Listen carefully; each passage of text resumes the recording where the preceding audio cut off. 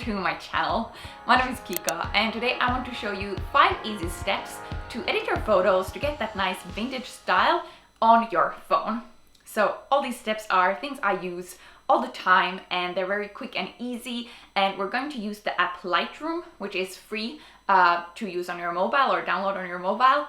And I often get asked what filters I use or how I edit my photos. So I thought I'd give you just these quick little tips so maybe you'll get inspired or learn some new tricks on how to edit your photos.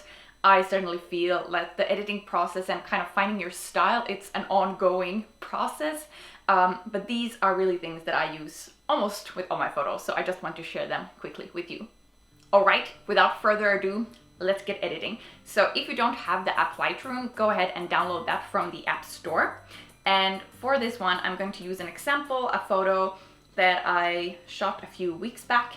And we're just gonna kind of edit it again. And I've done kind of the basic tweaks before, so kind of exposure and a little bit color tweaks before this. So I would recommend doing that because it will always depend a little bit what your light conditions were. I shoot all my photos in natural light, and that's like kind of, this works for that kind of style. Okay, before we start, I will put on oops, no.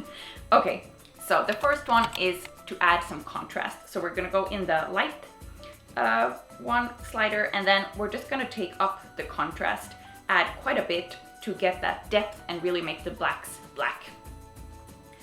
Nothing too crazy, but you want to make sure that there's like a difference from the original photo. The second one is we're going to lift the shadows. So here we're gonna go into the little curve, tone curve, and then we're just gonna take this overall curve, and here we're gonna lift the blacks and the shadows, which is here down here. And now you can see it became way too bright. So then I'm gonna take it down another point a little bit, and here kind of make sure that the shape is almost like a little bit of an S curve to get that nice contrast. But I want to make sure that I lift my blacks and shadows to get that faded look. So you have that contrast to add the crunchiness and the depth to the photo and texture. And then we'll go up and we'll lift the shadows. Basically makes the blacks more like a dark gray than totally black. And I really like this because it gives like a nice mood and that faded look that we want. But just make sure then maybe we have to raise a little bit of the highlights as well, just to make sure we get that kind of popping that we want. All right, after this, we're gonna actually go and lift the shadows in the green and the blue. So I'll choose the blue one first. And here I'm also just gonna raise like that, or you could also choose the green one. This is something I almost always do in my photos. Even though it can be quite a subtle tweak, it just gives it a feeling of that analog print, and I feel like it gives a kind of cohesive wash to the whole photo. The next step is we're going to go into color, and then the temperature, we're gonna set it to a little bit warmer. I just feel like in vintage photos, to get that feel, they often tend to have a little bit of a warmer temperature. This will of course depend on your preferences and what kind of, if you like more cooler or warmer hues. So, you know, that is for your consideration. But I will go and put up the warmth a little bit. All right, and then, done with that one. The last step is to go to clarity, and we're going to put some clarity in because we want that bite, that crunch, that texture, and just make sure that our details really pop.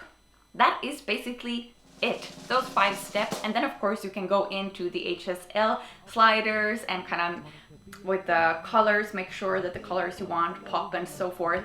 But what I tend to try to strive for when I want that vintage vibe is to have a lot of contrast, but then still up or lift the shadows a little bit to get that faded look, but still with crunch and bite and depth in the photo. All right, thank you so much for watching this very quick tutorial. Let me know if you'd like more of these kind of quick tips and just editing on your mobile phone, basically. If you'd like to see more of my photos and also this one, come and say hi. I'm over at Kika on Instagram. All right, you guys, see you. Bye. Hello, hello, a bee in my bonnet, hello.